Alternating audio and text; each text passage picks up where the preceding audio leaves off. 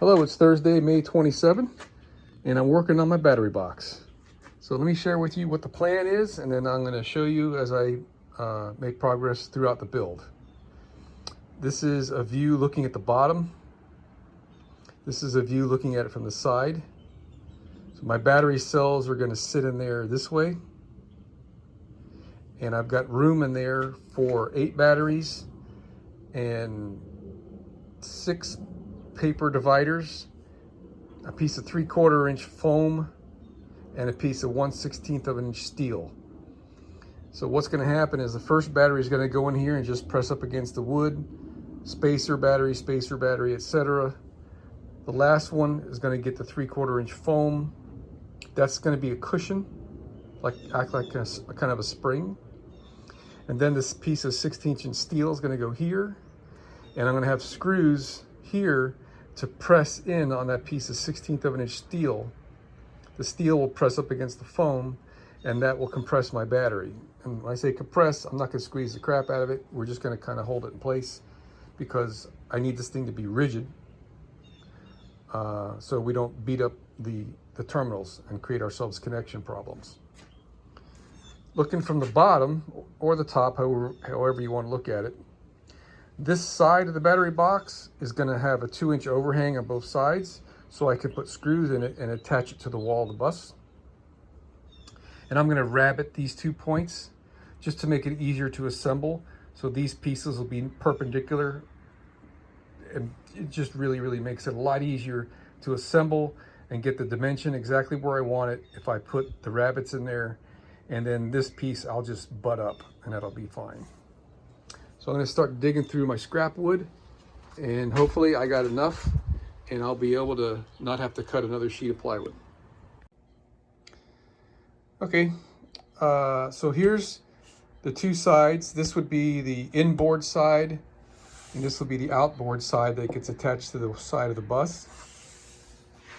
I lined these 2 pieces up here like I got them, and then I balanced out on each side to verify what I was working with. And it's 2 inches overhang here. This is the part that's I'm going to be able to screw into the side of the bus for attaching the box. So with this in place, I use this piece of wood. Since I know I cut it square. This is my line, and the X marks the side of the line that I need to make my 1/8 inch deep groove. And I got options. You know, I could have used my table saw and set the blade cut depth to 1/8 of an inch, and set my fence for 2 1/8, and it would have cut right along that line. And I could have done to the other side, spin it around, then move the fence over a hair at a time, like a 1/16 at a time, until I got the width of the groove that I need. And that's how I would have done this in the past, because that would have been the easiest way to do it. But since I've built these little tools for my router, I'm going to show you guys this again in case you haven't seen my other videos. This is a gauge that I made. Let me bring my router over here. That piece of metal, okay, it's unplugged. That piece of metal is the width for a 1/2 inch router blade bit to the edge of my router. And it's very accurate, okay? It's the same on both sides. So I know I can use either side of my router and I don't have to worry about left and right with that. So what I do is I will set this right there so that my line is right where I want it. And then I'll take my square and I'll put my square right up to it. Of course, this is a lot easier to do with 2 hands, right? Okay, then I'll clamp the square, and in this case I'll just clamp the square to the table, so the wood and the square and the table are all clamped together, so I don't have to use separate clamps to keep this thing from moving around. So this is fairly critical, because this is going to determine the size, the inside width of my box. And I did not leave myself with really any margin for error.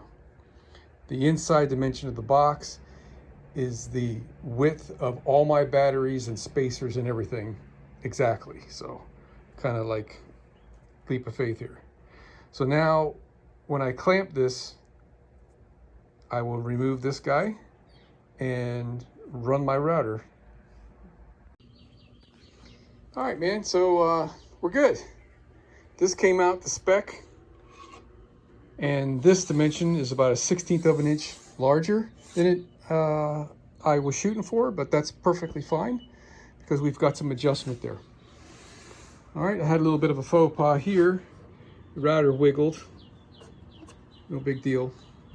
So now now that I've got this far,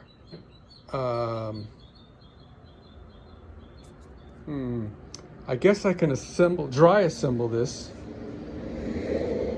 and then I'll cut the bottom to fit. The bottom is going to go on the inside of this space, which is the hardest way possible to do this. It would be easier to put the bottom on the bottom and make it a hair big, and then just run the belt sander around it to clean it up and make it look perfect. But if I put the bottom on the inside, it'll square it up in case, you know, we're a little bit out of whack here, one way or the other. The downside is, like I said, if I put the bottom on the inside, it's got to be exact, because this will stop this from coming down any further to make a good glue joint here.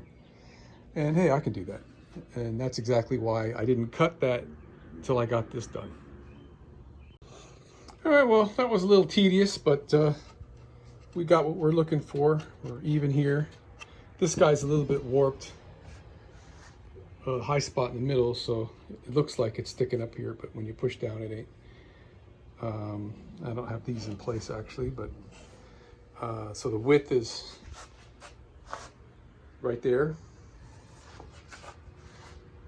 Okay, I mean, we got a little bit of wiggle room here, and the height of there. So we're ready to assemble this piece, and so what I'm going to start out doing is pre-drilling everything, and then I'll give this a sanding. These guys have been sanded and already have a polyurethane, water-based polyurethane on them. These are leftover drawer sides that we didn't use, but the rest of the stuff is not. I kind of like how this looks, so maybe we'll use the same stuff, but yeah, we don't even have to do much sanding to this. This is just a battery box, right? All right, so the pessimist in me says to dry assemble this and make sure everything fits. But I'm just gonna go for it, man. So this is how we're gonna assemble this. It's upside down. This is the bottom edge. I'm using the table saw to equalize all my surfaces here. I am going to put a bead of glue down here, put a clamp on this. I guess I could drill it first, but we're going to use these screws, which are kind of big. And you would think, well, that's going to split that plywood, right? And I'm going to pre-drill this with a 3/16 drill bit and only leave about 3/4 of an inch or an inch of the screw that's actually screwing, and it won't split, and it'll hold great. And the reason for that is if I were to use a shorter screw, then I wouldn't be able to do that pre-drill trick, and I'd be more likely for this piece of wood to split because I'm all the way at the very edge of the wood, right? Over where the screw is trying to split the wood apart, I'm talking about, right? So when I pre-drill it, where the screw is trying to split the wood apart is an inch from the surface, it's an inch from that edge, and therefore less likely to split. I never ever have a problem with it. It works great every time, and I'm going to do it here. So yeah, I kind of got ahead of myself. I'm going to pre-drill all these before I do the glue. All right, man, we got a box. All right, I already gave it another sanding, and I ran the router over all the corners and hand sanded a little bit, so we're ready if we want to put some paint on this thing. I kind of would like that clear polyurethane. And we're going to top it off with a piece of plexiglass. I wish I had clear. This is like smoke. So I'd like to be able to see inside here really well, because it'd be cool looking. But I already have this, and this shit's pretty expensive. 1/4 inch thick plexiglass. I think I paid like freaking 60, 80 bucks for that piece right here. All right, so I need to drill holes in this, and I don't want to crack it. If anybody has ever tried drilling plexiglass, the drill bits try to catch. And once they catch, they try to screw in and it splits. But the secret, if I can show you, is you sharpen the drill bit with flats. Like you could see that I just did right there. Kind of like a masonry drill bit. So, in essence, I've dulled it. They're just flat, straight up and down edges right there. All right. And to prove to you that, and to prove to myself that I can drill a hole without cracking it, I just drilled that hole that close to the corner right there. It went right through. I used low speed, low pressure, and I just let it cut. So with a little luck, I'll be able to drill these holes. Dang, I should have used a smaller bit. This is the finished size, a 3/16. Well, I haven't drilled it yet. If I drill this with like an 1/8 of an inch bit, that'll be my pilot hole size, and that'll line up all my holes perfectly. Nah, I'll just use the 3/16, because if I try to drill out an 1/8 inch hole with a 3/16, it might grab. All right, so here we go. We're gonna start drilling. All right, I would have rather have used round head screws than countersunk, but that's all I had. That was the appropriate screw. Oh, I didn't check my stainless steel assortment. I bet you I got something in there. But anyway, that's in there. Now I can come over here with the sander and sand this edge to match, because I left a little bit of an overhang, so I could do that, round off the corner and everything. I realize now, after doing such a great job here with these screws, that once this is installed, this is going to be a real pain in the butt to get this lid off if I ever have to work on it, because this is going to be right up against where I can't get it. So we might come up with something different. What was the other thing I realized too? Oh, I need to put 4 holes in this, and then counterboard on the other side with a, I think it's 7/8 drill bit, and I should have done that before I installed this. I can still do it, it's just going to be a little more difficult. All right, so here we are looking on the inside, and I did a really crappy job here. I'm disappointed, but the 3/8 hole kind of drifted on me a lot on this one. So now when I go to beat these things in there, they may not go, but I'm just going to try anyway. See what happens. All right, so it's almost 9 o'clock and I got to call it a night. So here's my battery squeezers. No rods and threaded rod and all that kind of BS needed. Right, you just put your Allen wrench in there, and that will screw in and squeeze the battery as much as you want to squeeze it. And so what's going to make this work is there's going to be a piece of 1/16 inch thick steel up against this piece right here, Next to the steel is going to be a piece of foam insulation, like this stuff right here. I forgot I had this 1/2 inch. I have some 3/4 of this stuff in the back patio, so that's what I made it for. So that means I've got a 1/4 inch I could play with if something doesn't fit here. So we get the steel, the foam, and then a battery, and then paper spacers. I got this really nice hard card paper that I'm going to put between each battery for insulators. And then the very last battery will just go up against the wood. And if all my calculations are correct, this will just fit with the 3/4 inch foam and the 1/16 piece of steel right there. And then we can just snug this up to wherever I think I want it for keeping these batteries. So there's a lot of discussion about squeezing or not squeezing your batteries. Well, I'm doing it so they don't move around, okay? Because I don't want to put any stress on these guys. If you look, there's hardly any threads in these things, man. So the squeeze method here is going to be mainly just to snug up everything so there's no movement, and when this thing goes down the road vibrating, it'll keep it, you know, from shaking. And that's why I made this as tight as I did. There's only, Jesus, like 30 thousandths of an inch right there, if that much, maybe 20.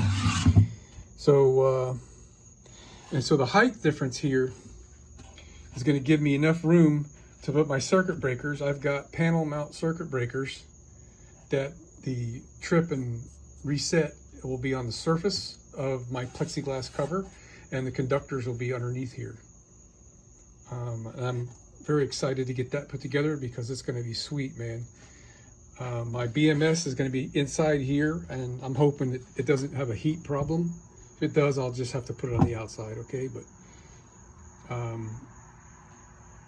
what else was I going to say? Oh yeah, the BMS goes here, and it goes on the negative. I forget which one. This one's the negative.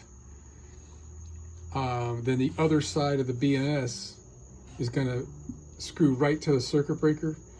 Then the other stud on the circuit breaker is going to be my negative lead that comes out over here. And then the positive lead will just come out over here. So I'll have everything all squared away. It's a 200 amp main breaker. And then on the same stud of the power supply from the main breaker is where we're going to branch off to my other 2 breakers. So all the breakers will be, there won't be a main breaker. Each will be separate.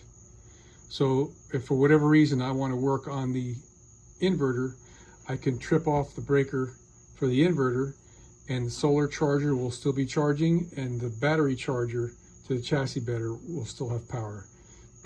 And likewise for all the others. I'll have to work on any of those other circuits. I don't have to disable the others. Cool? All right, man. So I got to call it a night.